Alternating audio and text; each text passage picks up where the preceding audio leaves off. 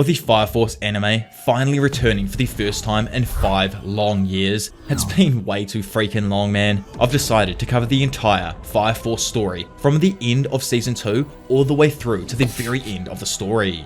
To start us off on this journey, we have an intense arc that features some of the most anticipated fights in the series. The Obi rescue arc is pretty self-explanatory in the name. This time around, our squad at Company 8 find themselves getting ready to fight their own damn country, the White Clad, and even possibly God, in order to save their jailed captain, Obi.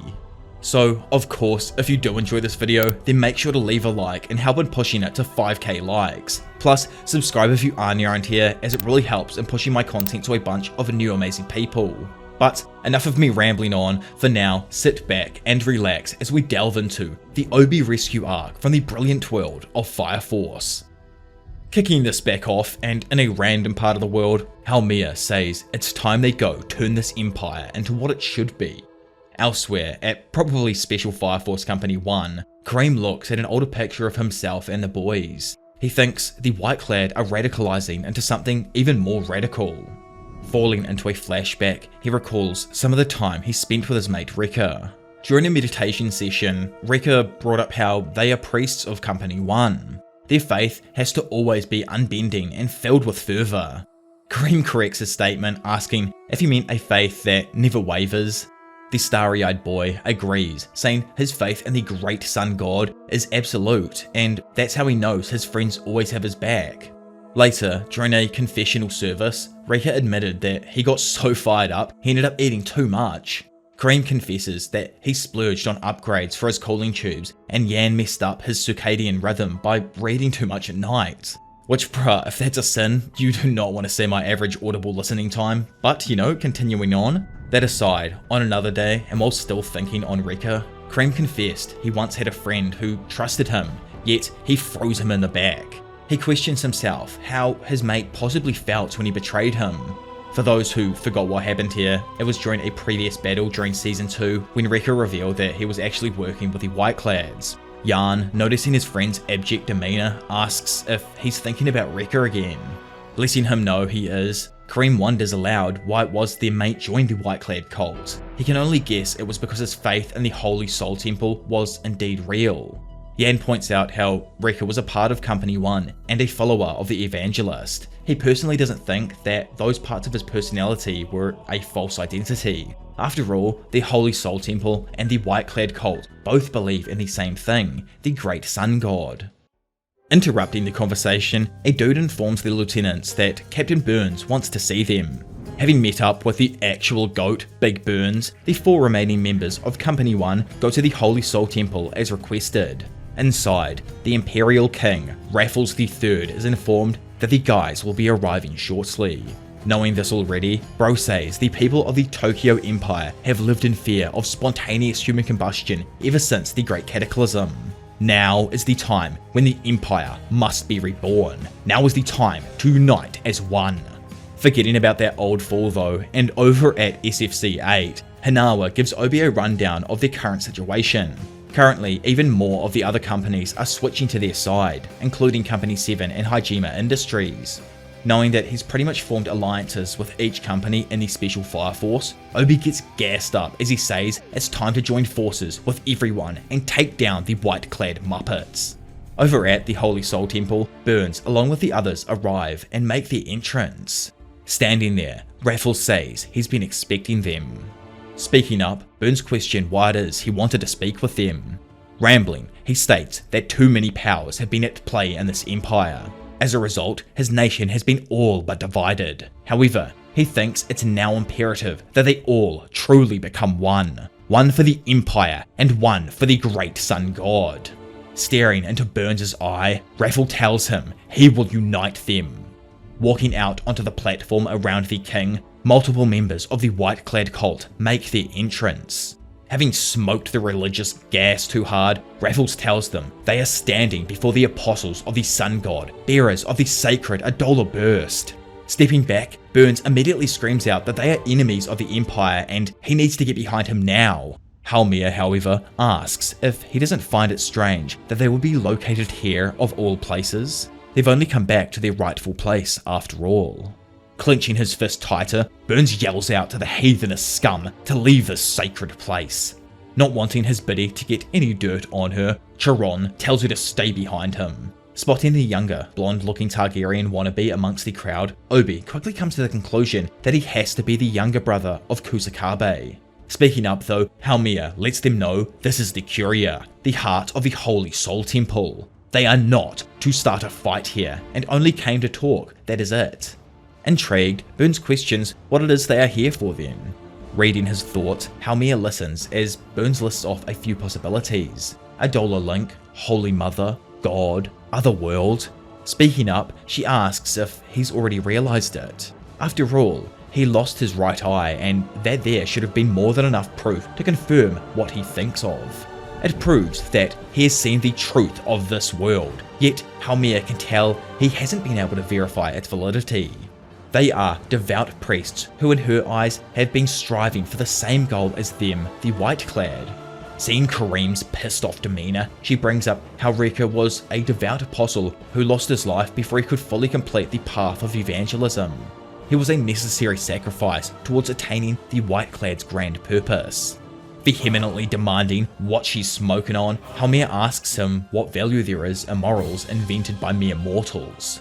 Not believing that she was given divine revelation from God, Kareem believes it all to be fanatical nonsense. Asking if he doesn't feel it though, Haumea is adamant that with her words, she speaks for God. He shouldn't be so dumb as to not sense a fragment of the grand will of the universe within them.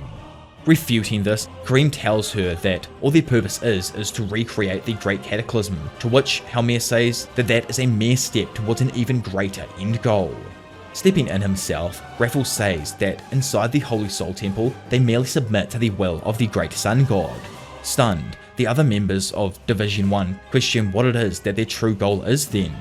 Making her way forwards, Haumea confronts Burns once more, stating that he of all people gave his right eye to see it. He saw the ideal state of the world. He saw the future. One more time, Burns questions for the group what it is they really want. Throwing her hands up, Haumea proclaims light. They want to simply turn this watery planet into a sun, just like how the current sun came to be. Now she demands that Leonard Burns show her his faith. He claims to be a devout priest and that he's even seen it. He felt the transcendence of the other world. Stunned to his core, Burns questions with himself if it really is God. Overwhelming rectitude, overwhelming zeal, a liberation beyond human understanding, sacred madness. Seeing the face of God in front of him, a woman-like figure with the universe emanating from her left eye, Leonard Burns immediately drops to the ground, lowering his knee as he seemingly converts to the white clad. Not my big Burns, not Dad Burns, bro. And damn, that God figure, I'm not gonna lie, it looked freaking dope. If that thing appeared before me, I'd probably drop a knee immediately and just start converting to whatever religion it was from. But either way, it kind of gives me Cosmic Garrow vibes with the whole universal eye thing as well. Elsewhere though, and over at the Tokyo Fire Defense Agency, the Chief and Obi chat about how he's gathered most of the other special divisions to his side. Stoked with his underling's job, the Chief says that if the Empire can rally around the Special Fire Forces, then that would be a massive step towards finally solving the mystery of spontaneous human combustion. Obi points out how far they've really come since he first formed the group way back in the day, and thanks the Chief for all his help in constructing it. With a smile on his face, Bro says that it isn't he who deserves the credit. Obi was the one who unified the Empire after all. Turning around, Obi randomly notices a bunch of footsteps and other noises coming from outside the door. Walking into the room, a few guys in uniform inform them that they are from the Tokyo Imperial Army. Not too happy about this, Obi tells them that they were kind of in the middle of something and questions what the army would be doing here anyway. Replying that they don't want to hurt him, the officers just ask Obi to come quietly. Placing their hands on his back, the two officers inform Obi that he is under arrest and he shouldn't fight back as they do not want to place him in handcuffs. Hearing this, the Chief spazzes out and questions what the hell the army is up to, but Obi just tells him to relax as he's sure this has to be some kind of mistake. Being led down a hallway, Obi is then stunned to silence when he comes face to face with two members of the White Clad. Flashing back now to the beginning of Company 8's founding, we find the boys Obi and Hinawa cleaning up their place after just moving in. There, Obi asks his mate how his life's been since he left the army, but he brushes it off, saying not much has changed. Thinking to himself, Obi points out how he's never even heard about his mate's personal life. He questions if he has a family, and Hinawa reveals that it was just him and his dad, but sadly, his dad got sick a year ago and died. Realizing just how solo his mate is, Obi asks if he has a girlfriend or boyfriend. Bro doesn't have any specific prejudices here. Replying that he's never planning on having one to start with, Hinawa says that this line of work is one where he could die at any moment, and bringing someone into that life is something he couldn't do. Company 8, after all, is an outlier company that's solely formed to spy on others. For that reason alone, people are just not going to like them, so he thinks it makes perfect sense for a single man like himself to join this group. Stating that depending on how things plan out here, they could end up as traitors to the Empire, Obi says that it's exactly why they can't have anyone who doesn't value their own life. He wants fire soldiers with true strength, who know the worth of everyone's lives, including their own. Hinawa jokes that Obi will be the king and father of this company, and in turn, he will do what he can himself to turn Company 8 into a good company and a real family. With a fat smile on his face, Obi screams out that this is his castle, and from here, he will save humankind. Back in the current day, we find everyone stunned to learn that Obi has been arrested by the army who randomly showed up in, that meeting from before. They learn that currently Obi is being held where the military can keep a close eye on him. He now also reveals that he was told by other, obviously military members there who like him, that Obi was joined by people in white. So in other words, it's obvious to him that their captain has been captured by the white clad. A few members question how and why this has happened, but Hinawa says no one knows how they've managed to infiltrate the heart of the Empire. His guess though is that they're aiming to get Shinra and his Adola burst. Arthur immediately plays his sacrifice Shinra card in order to summon their captain, and Shinra hilariously complies, joking that he doesn't even mind. Screaming back no though, Hinawa says that Company 8 will never sell out one of its own. Speaking up, Licht says that they need to hurry this up, as it's pretty likely the army will be coming after them next. Hinawa then tells those who wish to stay then. He, however, will be going to get ready to rescue Captain Obi. There is a massive chance he might be fighting directly against the Empire, something that would make him a traitor. Due to this, he is going about doing this mission unofficially and giving none of them any orders. Anyone who wishes to leave may do so. If he's branded as a traitor in this mission here, then he states that he will no longer be their superior anymore. Screaming back, Shinra, Big Frickin' Volk, Arthur and Iris unanimously all say that they are going no matter what. Roaring back and getting his children to shut their asses up, Hinawa smiles knowing that the company always has his back. Turning to Maki, he tells her she should probably head back home. Certainly though, she tells him she has made up her mind. She is a part of this group like everyone else and doesn't care if she's his lieutenant. If he even thinks about bringing it up one more damn time, then she states that she's going to get proper mad. It's not like she wants to become a traitor, but with everyone else going, she raises her hand and screams out that she's going too.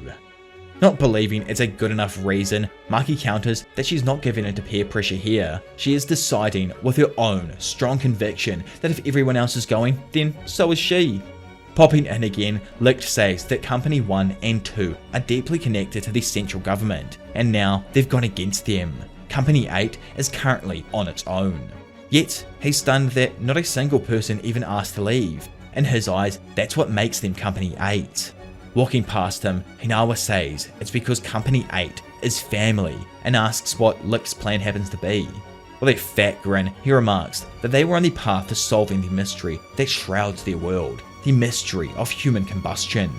He had a feeling that this might come, the day that the world turned against them.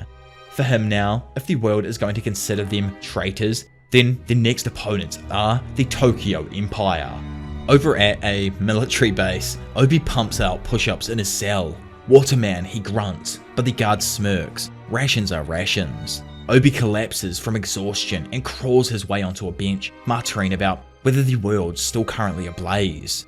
A TV blares in the distance. Breaking news. It is reported that Captain Obi of the Special Fire Force Company 8 has been arrested for allegedly kidnapping and imprisoning Shinra Kusakabe, a supposed wielder of the sacred flame known as the Adola Burst. Other members of Company 8 are believed to have taken Shinra and gone into hiding. The Imperial Army now considers all Company 8 members persons of interest and is actively searching for them. Meanwhile, the captain of Division 5 and Conehead discuss a fire that erupted in the Torigo ward. Conehead notes that it's likely Obi's territory, pointing out that Company 8's disappearance has unleashed chaos in the area. From what he gathers, despite Division 5's meddling in Company 8's affairs, the princess isn't thrilled they've gone. Concerned for her, Conehead reveals he knows about her secret dealings with Company 8. Now though, they are rebels who have defied the Empire, making further collaboration with them dangerous, so he urges her to heed his warning and cut ties with them completely. Elsewhere, and gritting his teeth, Benji trudges his way through the Asakusa streets.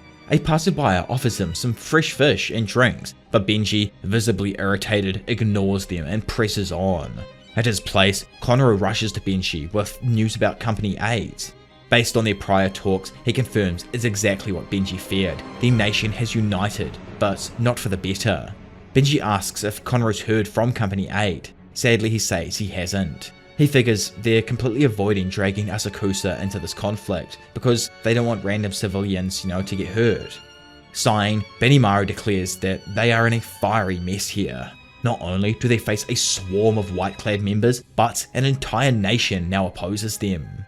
In another part of the city, Hinawa insists that it's only a matter of time before they're discovered. Licht though drops a bombshell, not literally, but mentally, saying the crew excels at firefighting, but stinks at evading authorities. Recalling when Obi asked if he sided with Company 8 or Hajime, Licht admits he couldn't answer then. Now he reveals he's never been on either side. In fact, he's working with an outlaw, giving him an edge in illicit dealings. Rolling onto the scene, Joker, strolling like the freaking legend he is, teases a completely stunned Shinra that he's finally decided to join the darkness. Licht explains that while Company 8 tackles mysteries in plain sight, he and Joker fight them from the shadows. They are the anti-heroes. Brushing past the group, Joker warns that if they want to avoid capture, they must follow him. Hinawa demands to know where they're going, and Joker then glances at a conveniently open manhole and quips that it's time they decide if they're ready to plunge into darkness. Thinking out loud, Joker says he's honestly a bit surprised they hadn't come sooner, but he's glad they're traitors now. So again, he questions what it will be. Will it be the Circle of Light or the Circle of Darkness? Obviously, the group decides to delve into the underworld, joining Joker and Licht. After a little bit of strolling through the sewers, the group bump into the totally discreet base. Unable to fathom how they hadn't been caught so far, Joker lets Shinra know that this base isn't even on a map, it's completely forgotten. Licht does say it is rare, but on very odd occasions they come across others like themselves, who have nowhere left to go above ground. Opening the door, he asks everyone to come in and welcomes them to his castle. Noticing just how skeptical Hinawa is though, Licht tells him he understands, but he really can trust them. After all, him and Joker have trusted them for a while now. They trust all of those inside of Company 8, as crazy as that may sound to him. Lacking back in his chair, Joker questions what the plan is then. What are they going to do now? Simultaneously, Shinra and Arthur scream out that there is no time and they need to rescue Captain Obi. Slapping their domes back into place, Hinawa goes to say that if they are going up against both the government and the Tokyo Empire, they need more information.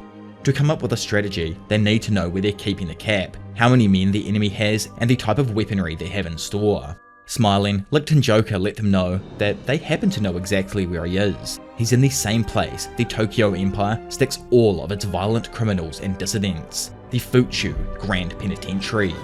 Elsewhere, Captain Burns makes his way through a hallway. The Divine, the great sun god. Years ago on that day, in that realm, he saw a being, no, a truth that left no room for doubt. Seeing Haumea in front of him, he informs her that Obi has been arrested. Happy, Gil jokes she thought they were going to have to brainwash him to switch sides, but she's glad Burns decided to accept them on his own accord. The old-timer states that as a citizen of the Empire and as a priest, he has served the Holy Soul Temple out of what some may call a sense of duty. On that day though, because of the Adola link, he began to doubt his religion. He sensed something divine in the being Haumea called the Evangelist, and concluded that perhaps the Holy Soul, led by the Evangelist, is the true Holy Soul Temple. What he saw, he can only call a god, deserving of not merely a sense of duty, but of true and absolute faith. After hearing this, Haumea reveals to Burns that she can actually read minds and doesn't sense any lies in what he's saying, so questions if he's really ready to discard humanity for their faith. Replying, Burns says that he'd be a shit priest if he didn't follow the holy path. Spontaneous human combustion is a trial, a test for humankind on their path to the sun. Overcoming this trial in Burns' eyes enable them to become one with the sun and return home to the flames. That there is why they must get a hold of Shinra and his Adola burst, and why they arrested Obi to use him as bait. Knowing that they must reward Obi graciously for nurturing the Adola burst they call Shinra for years, Burns says he spent his life serving the great sun god, so it's only fitting they give him the joy of returning to that flame. They will plant a bug in Akitaru Obi. Getting freaking zapped in the head by a link-up vision, Shinra, back in the underground hideout, comes to and informs the group that there is no time to proceed carefully. He just saw Burns through an Adola link. Over at the prison, Obi sees a white-robed monster roll up on his cell. The creature speaks, introducing itself as Gold, the Destroyer. Not giving an actual heckaroni about what this dude's name is, Obi tells it to just release him from the cell. Replying, one cannot be bought with money because they are gold. Gold pulls a vial out of her gown and tells Obi it need not ply her with precious metals, as they will release him soon enough. Dropping the flea-filled vial, she jokes, that is, if he becomes an infernal. Back over with Company 8, Vulcan shows them everything that he was able to pull together. Not gonna lie, bro's done a pretty good job getting this all together in seemingly a few minutes to hours here. Hinawa states that if it's true what Shinra saw, then they don't have a minute to spare. They're going to place a bug in the captain. He lets Shinra and Joker know they are counting on them. Then, as pre-planned, Joker states that they will go to Fuchu first before boosting off with Shinra ahead of the main group. Back behind, Hinawa tells the others that they should head out too. Vulcan questions if they're going to move on foot, but Lick lets them know that they've got a ride up ahead, the Nether Mobile, which will get them to Fuchu in no time at all. Realizing that this was actually how Joker always appeared out of freaking nowhere, Hinawa asks if they can really trust him. Licht asks if he still doesn't, before saying if he trusts him, then he asks that he trust him too. He is Tokyo's dark anti-hero. Up ahead and gassing it through the nether, Shinra jokes about how he can't believe he's actually teamed up with him. Joker casually mentions that he's full on been trying to recruit him into their fold since the rookie games. He assumed Shinra was eventually going to come around sooner or later, but wonders why it took him so long. Not replying, Shinra just says this doesn't mean he trusts him. Agreeing with the sentiment, Joker says he wouldn't want it any other way. Not a single person in the world deserves to be trusted too easily. Wanting to know why the Dark Hero has randomly decided to help Company 8, Joker enlightens him, calling it a Shadow Dweller's intuition. They can't afford to lose him, as he thinks the country needs Obi. When someone has been looking out from the darkness for as long as he has, you start to slowly see it. You start to notice where the real life is. It's not the Holy Soul Temple, nor the Great Sun God, but Obi. He isn't the only one, Joker says, that he's seen the light in. He states that he's also seen it in our boy too, Shinra Kusakabe. In the coming battles, Joker informs him on how they're now going to be going up against some extremely strong people, like Burns and the Destroyers who killed Haig. Due to that, Joker brings up how each pillar has a guardian and offers to be Shinra. However, Bro turns him down, claiming that he got way freaking stronger in Asakusa. Now he believes he can hold his own against powerful enemies just like Joker or Captain Burns. Blown away, Joker questions if he could fight Benimaru and win, but Shinra, coming back to reality, says he ain't got a damn chance. 1 gold, 2 gold, 3 gold, 4 gold, 5 gold, and 6-legged gold. Gold! Bug gold! Curious about the floating coins above him, the guard asks what kind of ignition powers allow her to lift that. Gifting the man a coin, she claims there is nothing that cannot be moved by money. Psychologically, as well as physically, there is no limit to the lives that can be destroyed with gold. However, she claims that she does not use gold to destroy people, she uses it to give them despair. In a drab room with a few destroyers now, Gold confirms she has chosen the bug that will be placed inside Obi. Turning to her, another claims they must hurry, as Company 8 will not sit around for long. The other though asks if it even matters. If they come, they can destroy them. Gold points out that they mustn't underestimate the group, as their ranks include the one who defeated Assault. She heard that it was actually one of the rookies who accomplished this feat all on her own. Stunned with this, we come to learn through the other destroyers that Assault actually used to be a part of their group. From behind, another questions why they should even care about it. Are they really warning him? Flabbergasted, the man behind derobes himself. Proudly, he proclaims that they need to remember who first earned the title of Destroyer. It was he, the Dragon Destroyer.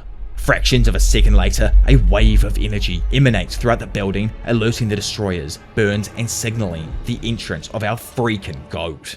Inside, Burns tells Helmia that Company 8 is on the way and this is his score to settle, so he expects her to not interfere while he strikes down the fourth pillar. Stoked with that, Helmia says she will leave the destroyers here and let him do his thing.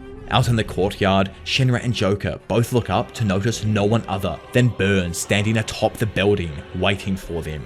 Screaming at him, Shinra asks why is it that he decided to join them? Replying that all he has done has been for God, that has been his entire life's mission since he was young. Still, when he experienced an Adola link, doubts about the divine began to seep into his mind.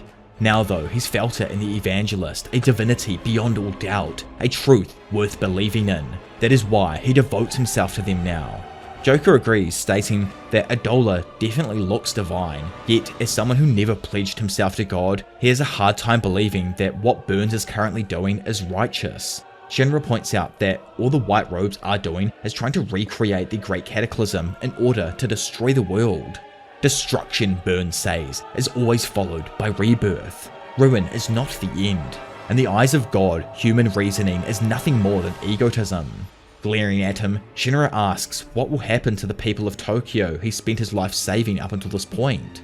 Snapping his fingers to move him away from this conversation, it's revealed that Obi has been chained to a cross-like statue in preparation for his ritualistic death.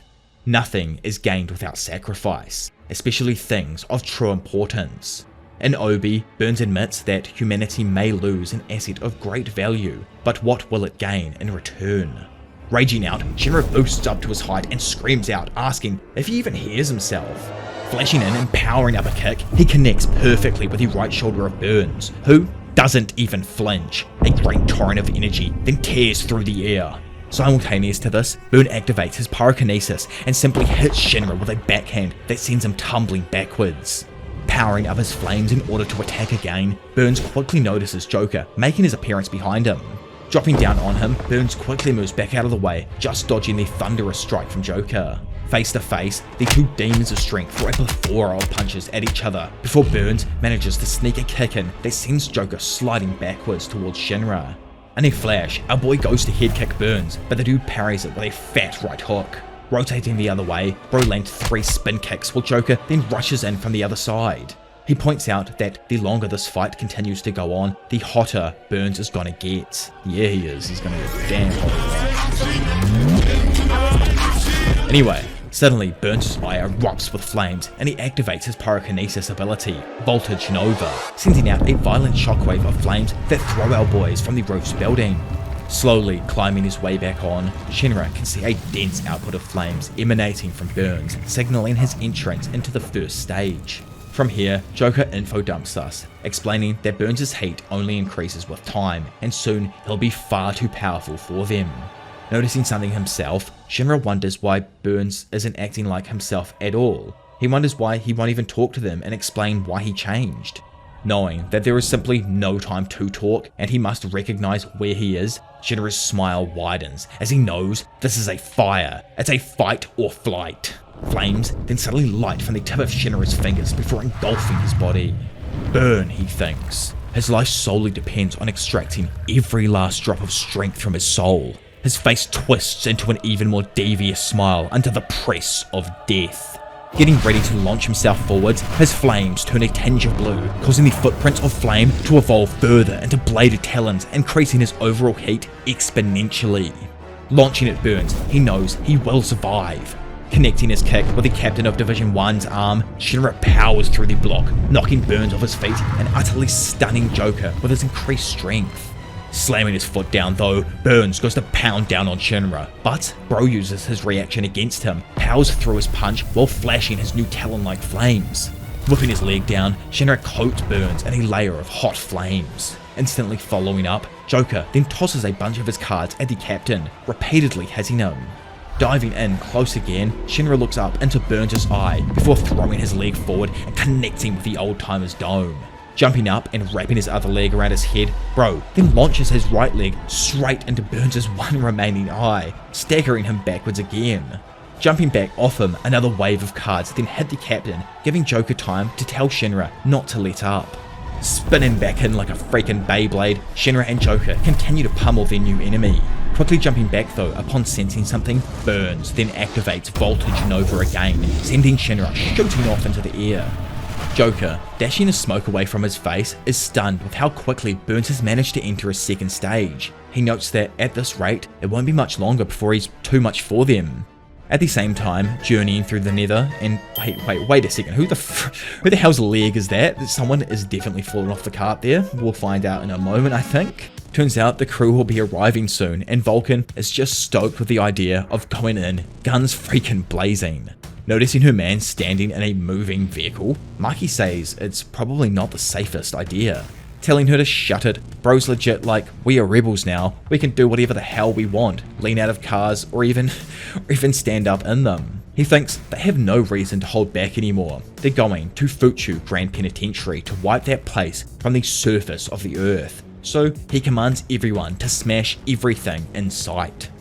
Somewhere behind the battle atop the prison, the destroyers all meet. One of them notes how Burns has experience in a dollar link, so why can't they let him live? Gold explains that from talking with Halmia, it seems as if she's intended to link him with his doppelganger.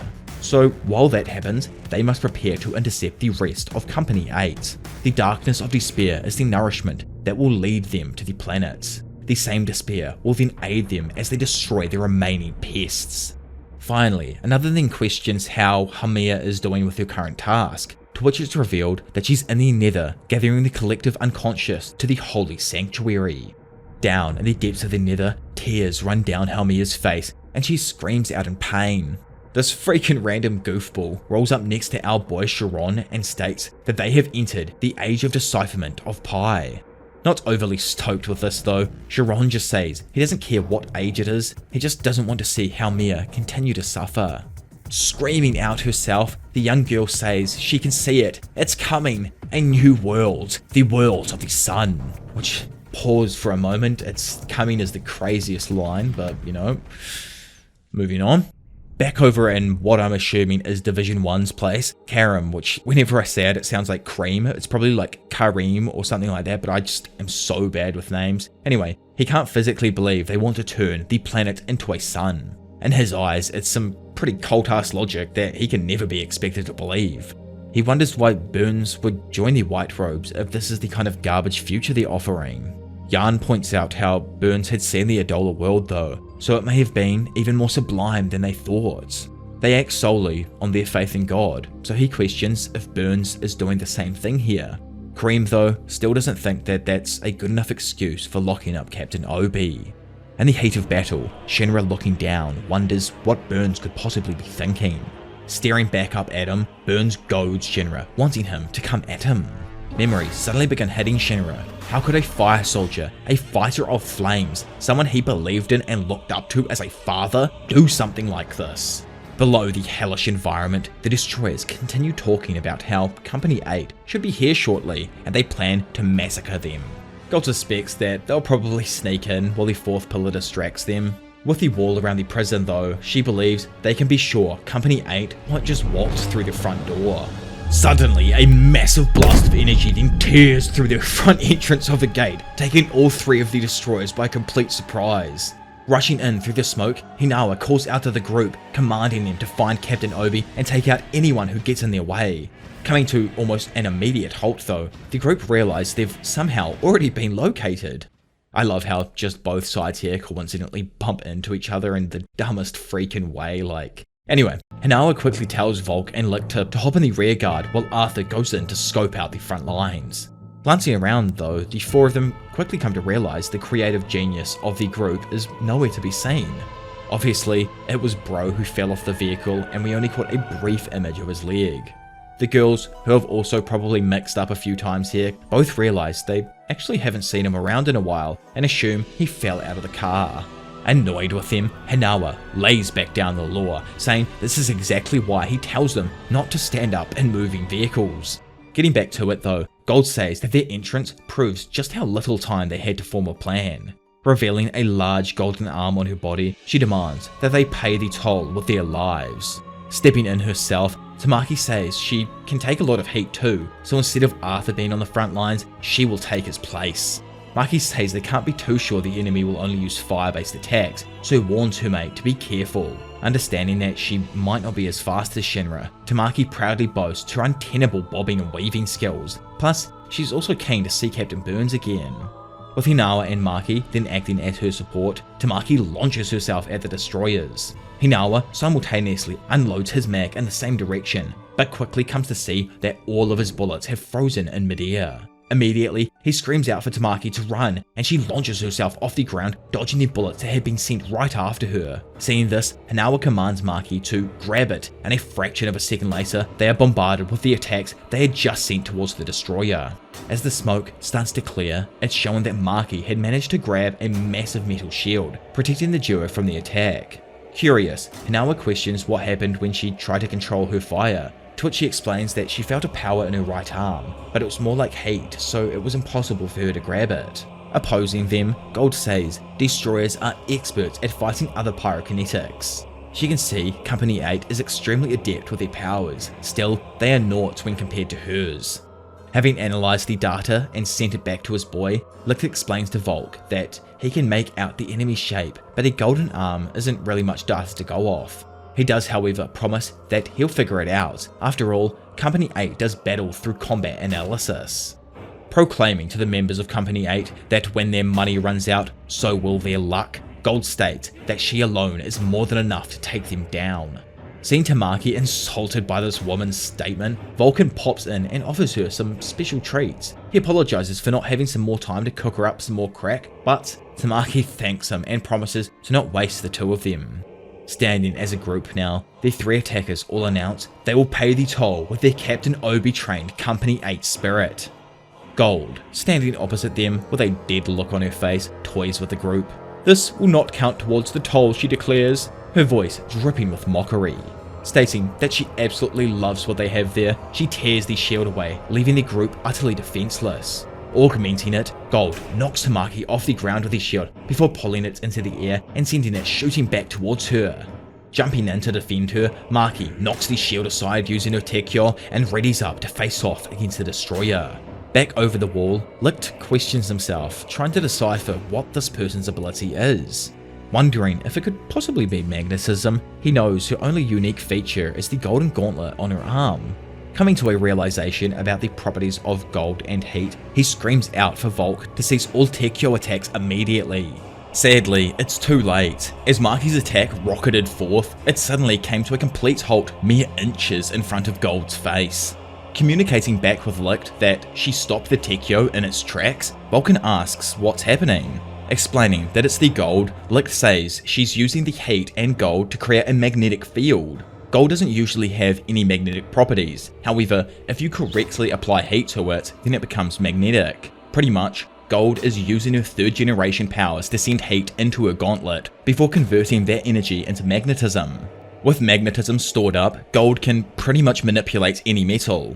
Obviously, I have to say pretty much because there are metals out there with crystal structures that don't have any form of magnetic field. Under certain circumstances though, some will be magnetic, like gold, but a lot of precious metals are not magnetic to start with. Enough of me rambling on though. Using her magnetic field to control a bunch of items, Gold says her mode of assassination is to obtain weapons in the field, since that doesn't cost her a dime. Launching the weapons back at the group, everyone jumps back, just dodging the attack. Seeing Hanawa pulling up his gun to shoot back, Vulcan tells him to chill out as shooting her will only give her more ammo.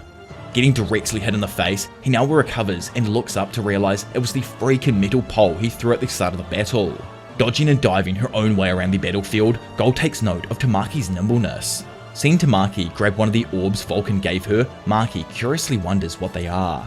Watching her spark the orb up in her hand, Vulcan explains it as a fire amplification mech, made with a mixture of both iron oxide and aluminium powder. When lit up by Tamaki, it'll set off a thermite reaction that will, in turn, make her even hotter. Suddenly, the orb of fire grows in size and density, causing those nearby to quickly take note. Jumping up into the air herself, Tamaki shoots the ball of thermite in the direction of Gold, scorching anything in its path. Dropping to the floor, Tamaki though can only watch stunned as the smoke clears, revealing the barely damaged destroyer. Confidently, Gold surmises that the average assassin wouldn't have survived. However, as a destroyer, they specialise in the assassination of pyrokinetics. Pretty much, they have an extremely high tolerance to flame. Done with her now, Gold launches Company 8's combined abilities back in Tamaki's direction. Dodging the initial attack, Tamaki says her attacks won't hit her either. Catching her by surprise, Gold takes advantage of her belt buckle and pulls Tamaki's groin in close before pummeling her head with a direct hit from the Tekyo. Helpless, Maki can only scream out in horror as she watches her girl get hit over and over again by the Tekyo and other metal items. Seeing the Tekyo, then heading directly at her again, Tamaki goes to defend herself but trips, loses her pants before flinging herself out of harm's way. Slowly hobbling back to her feet, she jokes that was a close one. Obviously the girl's lucky lecture lure saved her here again, and seeing this, Maki says she's gotten way stronger since Asakusa, but she's luring as much lechery as ever. Coming to a horrifying realization himself, Hinawa tells the group that the turnout gear is all made from Hajima's heat-proof reinforced plastic. The only metal is their belt buckle. Immediately dropping their pants to the floor in order to combat this, Gold tells them they look pathetic. Hinawa, completely unoffended by this, gloats that they strip every year for the nude calendar. They have absolutely no shame. Happy that they won't be pulled in physically anymore, Vulcan ain't too happy that they really only have Tamaki on a fence. If they're gonna win in his eyes, they need just more fighters than this. Plus, they can't even use their weapons currently due to this damn woman and her magnetic powers. Walking up behind him, Lisa asks if he's having trouble. Activating her pyrokinesis power, fishing fire, large octopus-like flame legs emerge from her body, lifting her up. Elaborating more, she reminds him that her powers are magnetic and should be able to throw off Gold a little bit. Wondering if she's okay to fight though, Lisa informs Volk on how she was a freaking Knight of the Ashen Flame and it's time for her to stop sitting on the sidelines. Captain Obi accepted her, and even though she may not love him as much as everyone else, she wants to save him too. Contacting his boy over the other side of the wall, Volk asks Slick if he's already figured out a plan. Responding back, Bro, with the fattest of grins, exclaims that he does. After all, here's Company 8's Science Inspector. Their enemy is Gold, he explains, a 3rd gen pyro. They will never beat her if they use some dank-ass flames. The best way to smoke her is one not affected by her heat resistance, which is something like a gun. She even happens to have a bullseye right on her damn forehead, but the magnetism prevents them from doming it. To stop that, they firstly need to neutralize her golden arm. If they use a ferromagnetic substance like cobalt or nickel, then her magnetic field could be shut down. Wondering where on earth they'd find a ferromagnetic substance though, Licht casually says it's all over the place. Iron is another ferromagnetic substance. They will simply cover Gold's gauntlets with iron. Unable to fathom how they'd even pull it off when she can control iron to start with, Licht says Volk is right, it's impossible under normal circumstances. That is exactly why this plan can only be pulled off by the members of this special fire force. Getting sick of watching this battle themselves though, the other destroyers ask Gold how much longer she is going to toy with her food. Claiming they have run out of tricks and that the battle is over, Gold launches all of her claimed items at the members of Company 8. Quickly getting in front of the group and activating fishing fire, Lisa moves all of her large tentacles up into the air to mess with Gold's magnetism. While Lisa then manages to hold off Gold for a short while, Licht finally finishes concocting his plan and asks Tamaki to prepare her flames. Moving a toolbox onto the scene, Volk tells Licht that they're good to go. Getting Maki to also give him a hand, both of them then grab a handful of differing tools before walking up to Tamaki and asking her to turn her tails into a pot-like shape. Dropping their tools in, they ask her to be careful and not spill it. Confused because she knows that her flames are not hot enough to melt iron to start with, Licht informs them that Vulcan has to bring the temperature up to 1500 degrees. Claiming that this ain't a problem at all, Dude pulls out the other thermite process and asks Maki if she's ready to start cooking. Dropping the ball into the mass on her ass, the pot suddenly grows in size and starts acting extremely volatile. Catching the flames herself, Maki uses her own ability to slowly bring the fire under control. Seeing that this is indeed working and the metal is starting to melt now, Vulcan starts rummaging through his box, claiming this heat isn't enough. Quickly finding what he needs, Bro starts using concentrated oxygen blasts to increase the overall heat of her ass pot. Over in the fight with Lisa, Gold questions if she's using a form of magnetism to interfere with her powers. Instantly shooting the Tekyo into Lisa's chest, Girl drops to the floor under the immense pain. Curious over what the others were doing while this was going on, Gold turns to see Tamaki staring her down. Above her, a swirling ball of liquid iron rotates slowly. Curious over what it could possibly be, Gold has little to no time to think as Tamaki starts rushing in her direction. Wondering if it's possibly iron, she says she can just use her magnetism to take it, but upon trying, she's quickly confused. Licht, ever the big brain, states that once iron reaches 770 degrees, it changes properties and loses its magnetic touch. Having launched into the air above Gold, Tamaki throws her hated ball of molten iron down on the destroyer. Bringing her arm up to defend herself, the previously gold gauntlet is covered in a layer of thick liquid iron. Knowing that this is it, she can no longer stop them, Hanawa pulls up his Heckler & Koch USP 9mm pistol and pulls the trigger. Fractions of a second later, the bullet rips through the air and hits the exact center of Gold's destroyer dome. Girl must have weighed like absolutely nothing as well, as the bullet then pulls her off her feet and drops her to the floor a few feet back.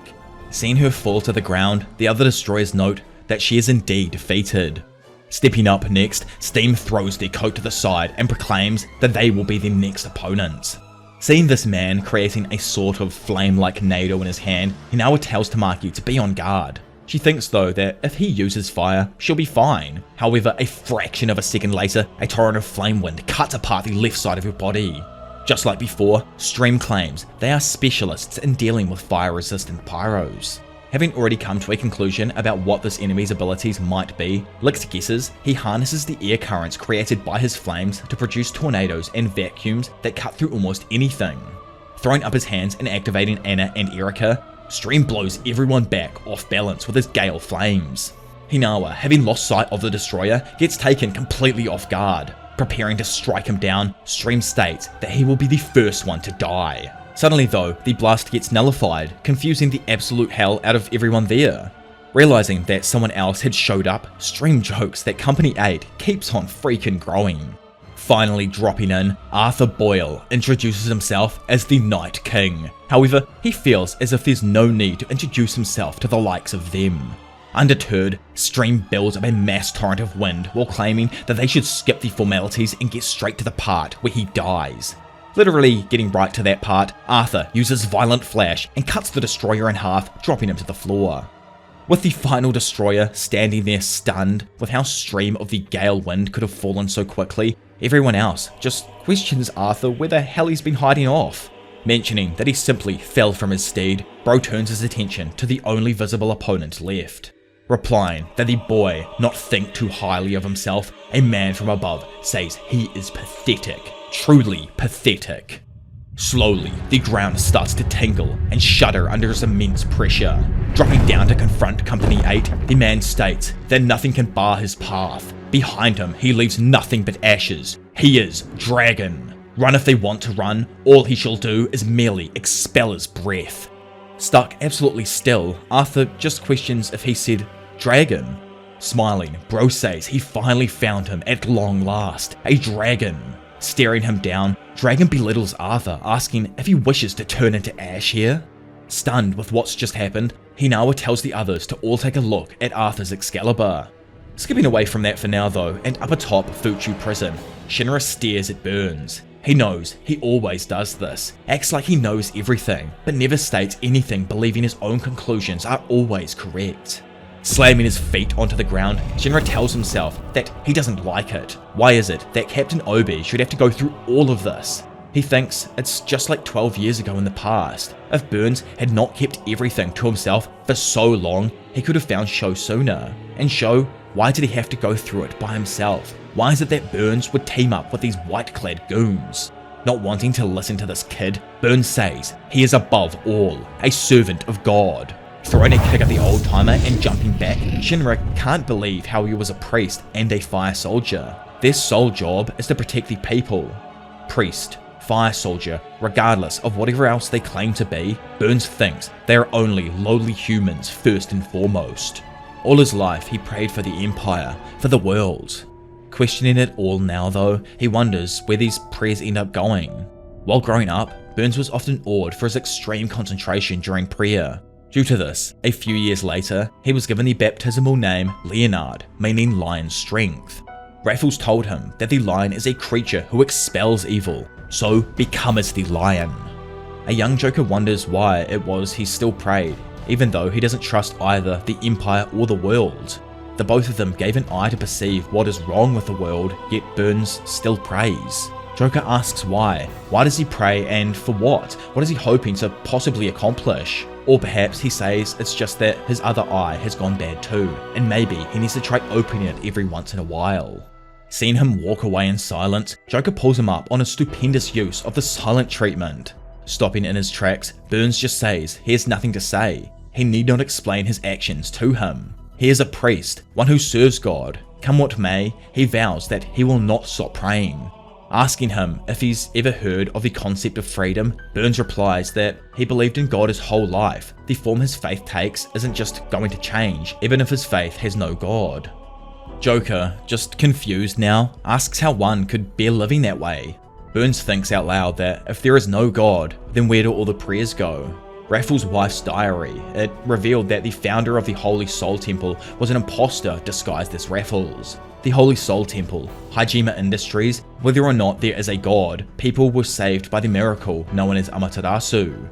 However, he wonders where that leaves the original god they all believed in. What he saw that day in the other world was self-described madness. Even still, he felt an overwhelming right answer, an overwhelming madness. In other words, he felt the final demise of humankind. He questioned what he was trying to accomplish, praying for, and to who. Coming to a realization though, he found that he wasn't praying for anything.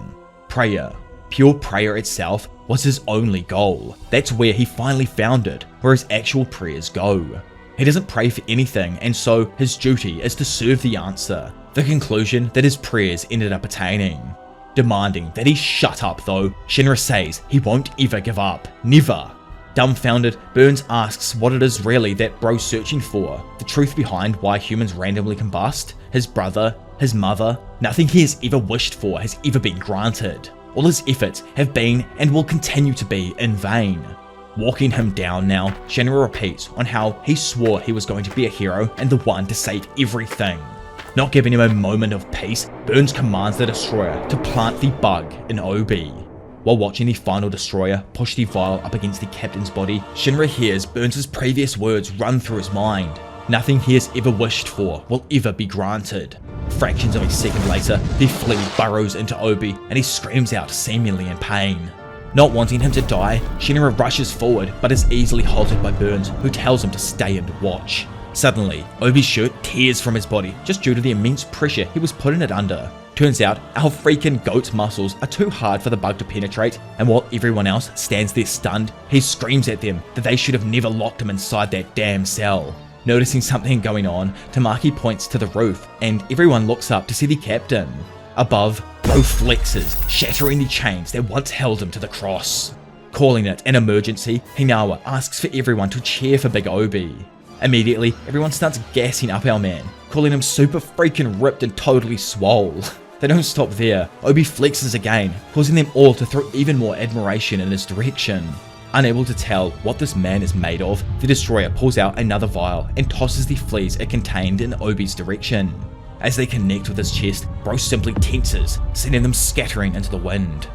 Looking back and realizing that Obi had somehow managed to break free, Burns notes his hysterical strength. However, he knows he can't keep flexing forever. Stoked that his captain is free here, Shinra calls out to Burns and asks him if he's ready to have his ass freaking kicked. On the ground floor, Arthur begins walking down the first destroyer, Dragon. Having never stood in front of a dragon before, our Night King is asked if he is frightened by the force of the dragon's presence. Stating that only a few select warriors can stand before a dragon, Arthur commands Vulcan to take a step back. Without warning, Dragon screams out his name, sending out a torrent of flame that blows the members of Company 8 off their feet. Standing his ground, the smoke slowly clears to reveal Arthur completely uninjured. Brushing his hair back, he feels the massive draconic pressure, signaling that this is no ordinary dragon. Bringing forth Excalibur, Bro says he will defeat this dragon and grant his weapon the title of Dragon Slayer. Whipping his sword back, Arthur leans forward and charges at Dragon. Activating Violent Flash, Death to Dragons, he disappears and appears right in front of the hulking destroyer. Fractions of a second later, Fuchu Prison is hit with a slash that cuts it diagonally from the top to freaking bottom. Not injured himself though, Dragon simply throws his left arm to the side, connecting with Arthur and launching him off into the distance. Seeing the wall quickly approaching him, Arthur slashes at it with his blade, perfectly creating a triangle piece of housing that he lands on and slides away on. Jumping off it and then flicking it back into the wall behind him, it smashes into the super cool explosion that, good old Arthur can walk away from. Stunned himself, Dragon says he is quite magnificent and rather skilled for a human, that is. Baffled, Arthur questions what he means, as if he isn't a freaking human himself. Screaming back that he is Dragon, Arthur starts to tremble. Unbelievably happy with facing a flippin' dragon, Bro chokes. He's chivalrous with excitement. His Excalibur kills in one blow. There is no second strike. Or so he'd like to say. The man knows the gravity of the situation, so shan't make such frivolous claims. "O dragon," he proclaims, "thou will not sheath his Excalibur until he slays this beast."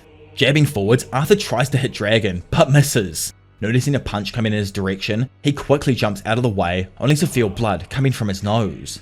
Knowing what this is, Arthur looks up to feel the true, overwhelming draconic pressure bearing down on him.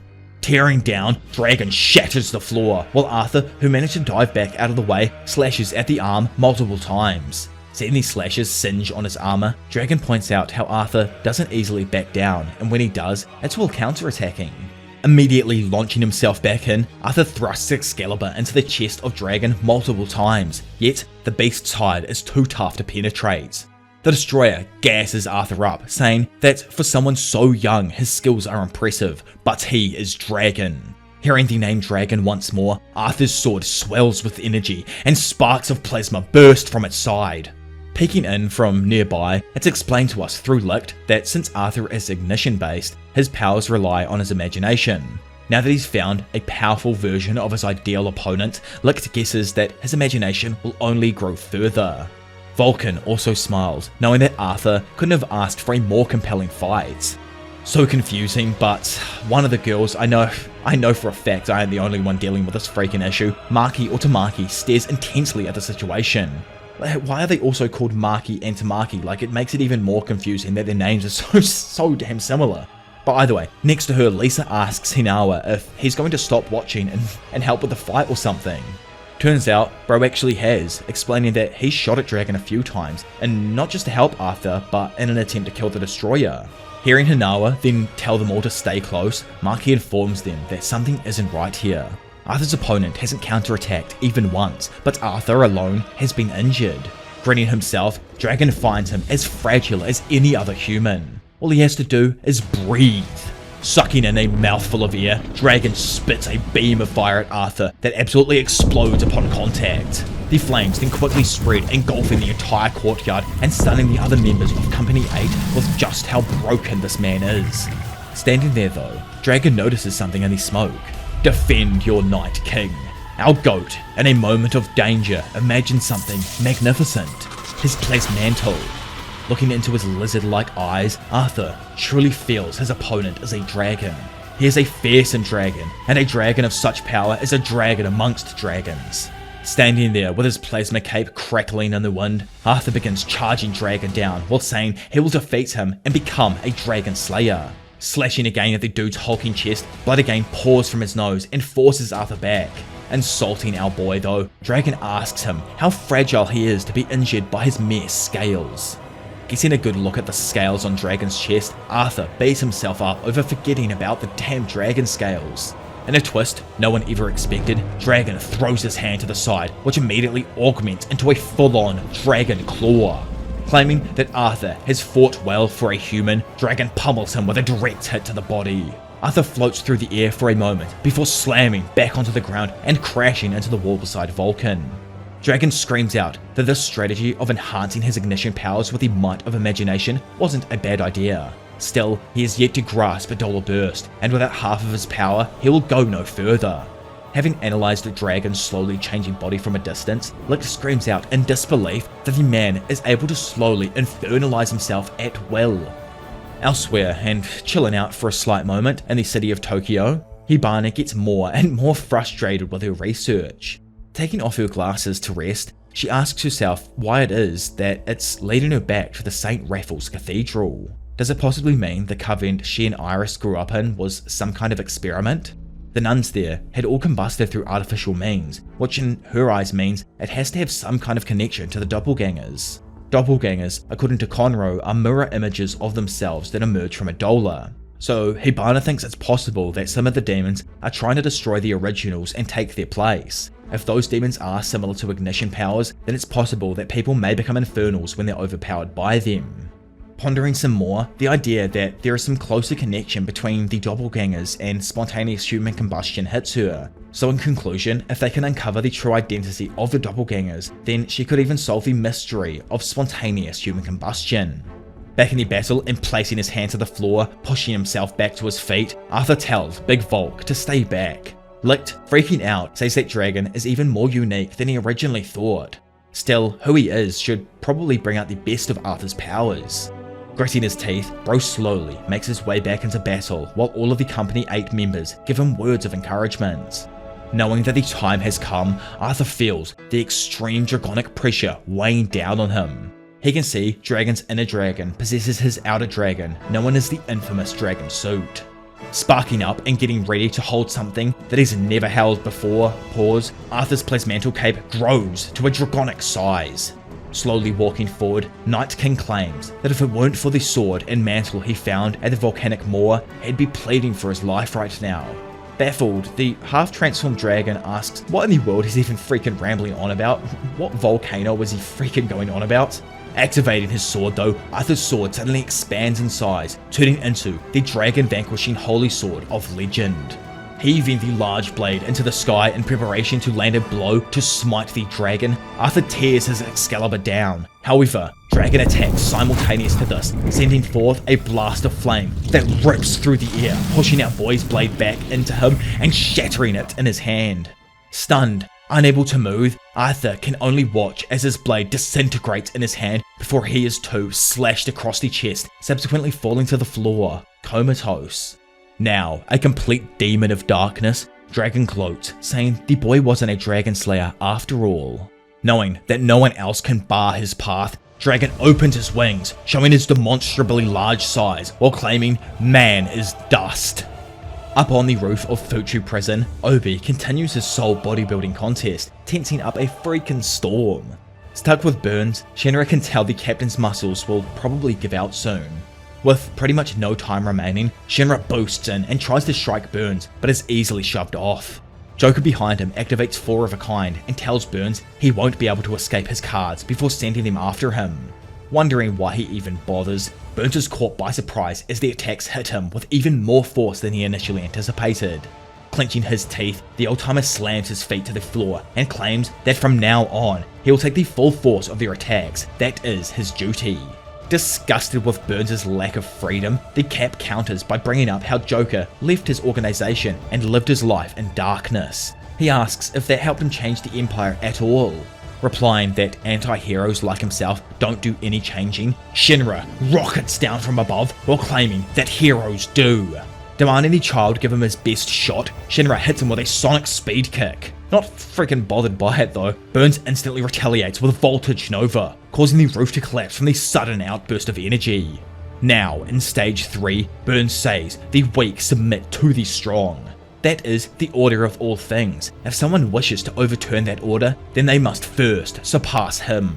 Feeling Burns' fist brush his face, Shinra dodges out of the way. However, the shockwave from the punch shakes his soul and burns up a part of his coat. Seeing Shinra then getting ready to come at him again, he says that oldies like him are not the ones who will bring down the establishment.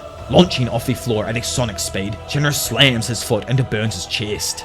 Hearing the oldie tell him he has a long way to go still, our boy activates corner, and a flash, a demonic explosion, blows Burns back off Shinra and covers him in thick black flames. Flexing with ease, Burns expels the flames from around him. Getting ready to strike, he says oldies like him have their pride. Dodging out of the way from his hand cannon blast, Shinra screams back that the young have pride too. Right on cue, Bro then kicks Burns in the head, causing him to slightly stagger. Watching this from a few floors above, Joker surveils the fight. To him, a kid and an old man butting heads is pivotal. Never in history have these kinds of battles concluded until the kid triumphs over the old man.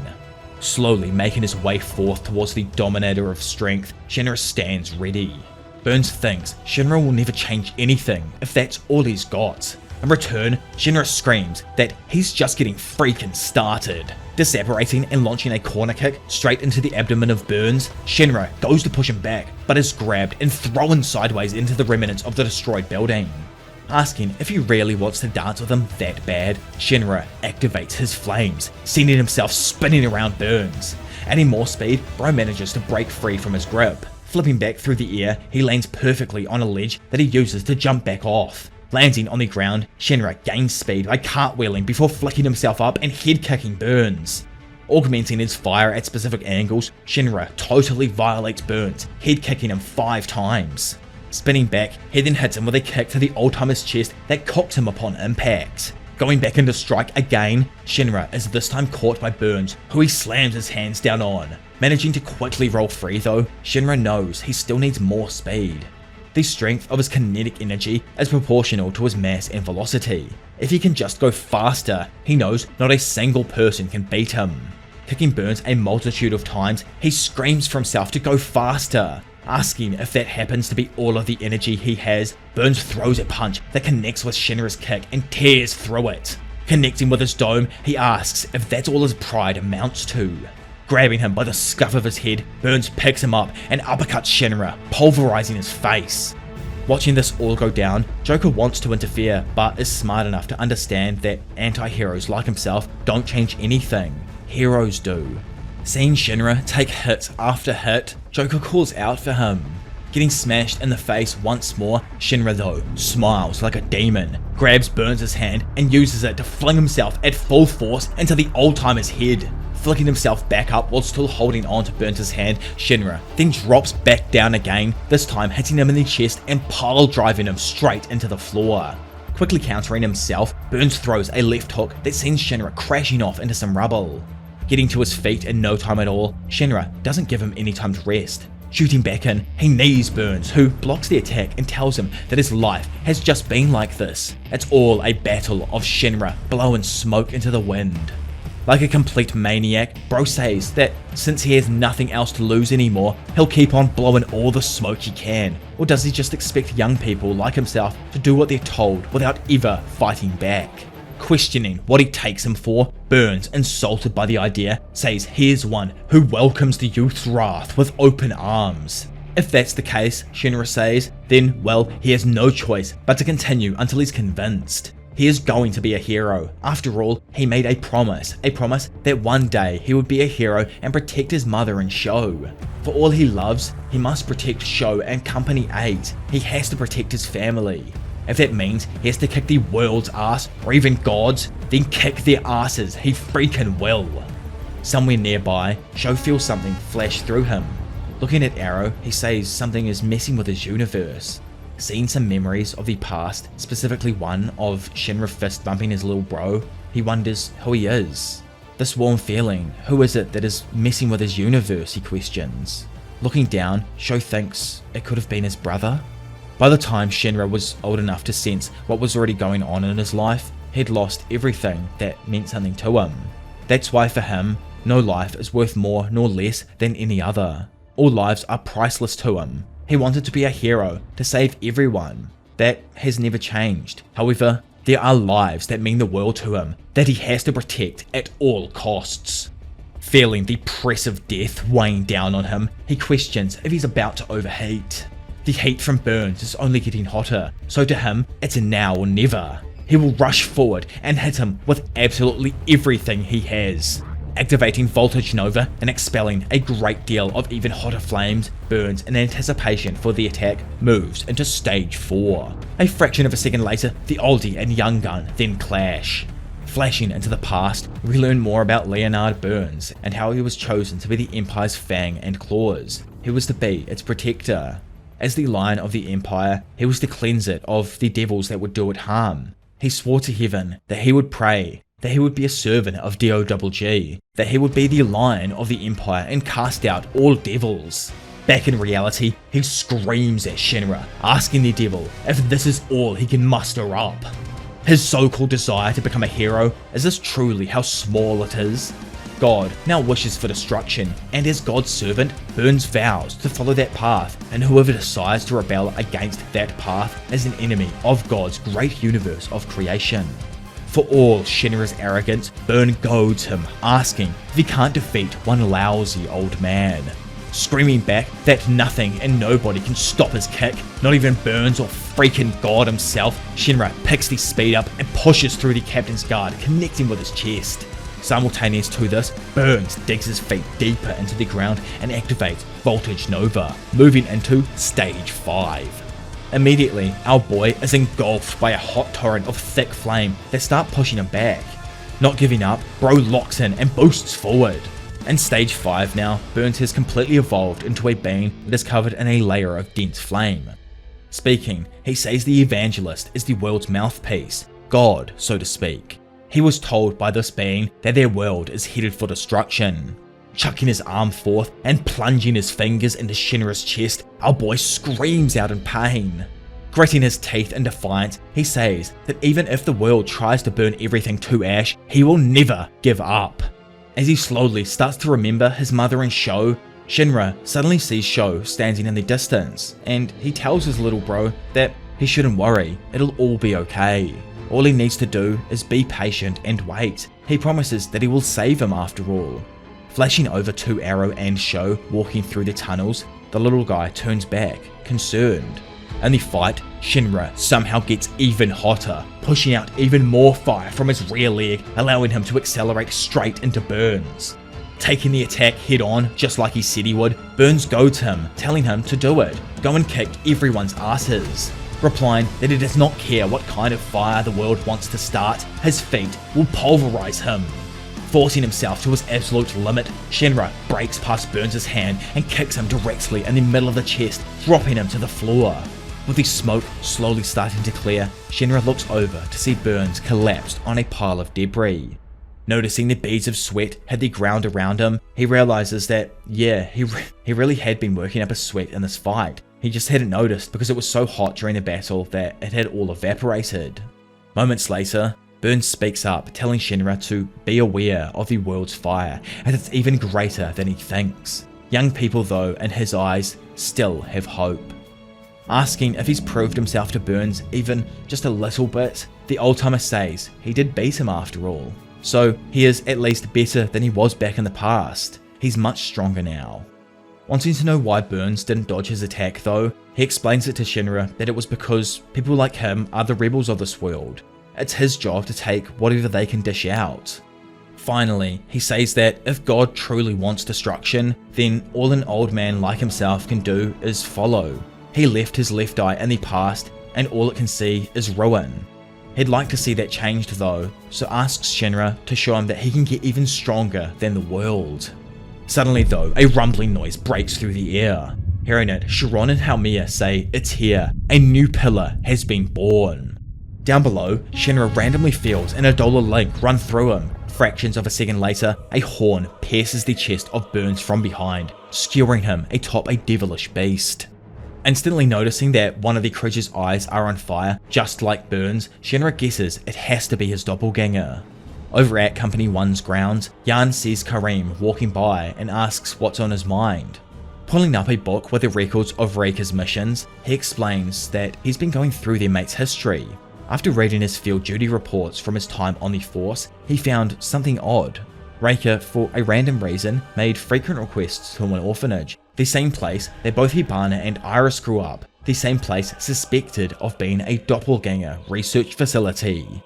Standing in front of Dragon now, Licht begins to freak. Stepping in and screaming out that she will do what she can to cover everyone, Dragon asks Maki what a mere human can do now. Releasing another blast from his mouth, Dragon completely engulfs the entire area with his fire. Blocking the initial strike, Maki quickly comes to realize that this ain't it and she's really about to die from this. Clutching up, Iris slaps her freaking hands together and prays her ass off. The attack is so damn powerful that it rips through the entry gate to the compound and continues off into probably the nearby houses. Looking at the destruction he's caused, Dragon asks if he has destroyed them. Shocked though, he looks at the smoke clear and all of Company 8 somehow alive, laying there with Maki in the front. The others all run up to Maki and thank her for saving their ass from the massive blast. Thinking that it's impossible they survived, Dude comes to understand it was most likely Grace. Over with Iris, she gasses Maki up, saying she knew she could do it.